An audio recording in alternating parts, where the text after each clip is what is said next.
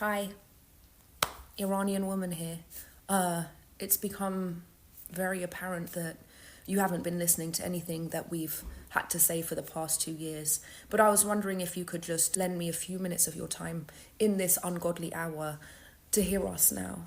We've had to watch over the past 24 hours people clambering onto the internet to exclaim that Iran has the right to defend itself. In what capacity have you distorted this story to make the Islamic Republic the victim? That's I think what we're most curious about. When we were screaming for the past 2 years that they were lynching us, where were you?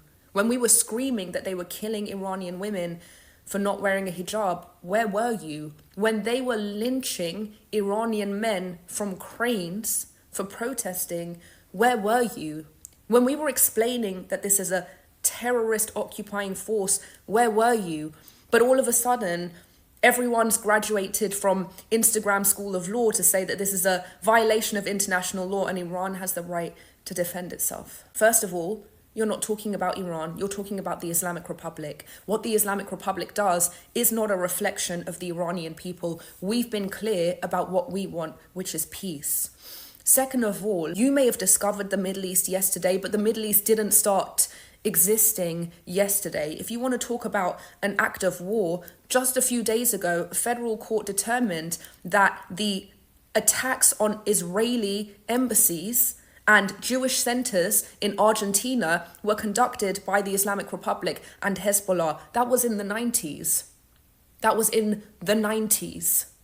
Was that an act of war? How about the terror proxies that the Islamic Republic has created to foster regional instability? What did you think that they were there for? What did you think Hezbollah was there for?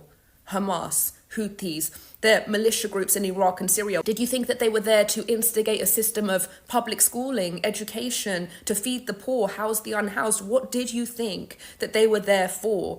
Is that an act of war?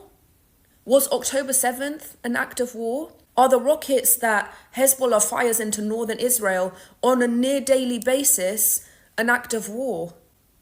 And so when these senior IRGC commanders meet up with Hezbollah in an IRGC military base, okay, not an Iranian embassy, and Israel strikes, your response is to say that that is an act of war. If you had listened to us for the past 2 years, much less the past 45 years, you'd know that Iranians don't want war with Israel. We want peace with Israel. Iranian people inside of Iran have come out and said this over and over and over again. It's you that wants war with Israel. It's your hatred for Israel and your hatred for Jews that's pulling us into a war that we didn't ask for. Have we not suffered enough for the past 45 years that we now have to be used as pawns for your fantasies about war with Israel? Leave us alone. We don't want that. So if you want to support the Islamic Republic in putting Iranians' lives at risk and everyone's lives at risk, they just killed a 10-year-old Bedouin boy for this. Is that what you wanted?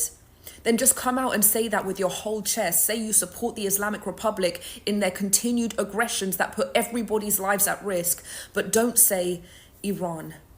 For 2 years, we asked you to come out and say free Iran. And now you want to speak up to put our lives at risk and say go to war, Iran. You are no friend to the Iranian people for that.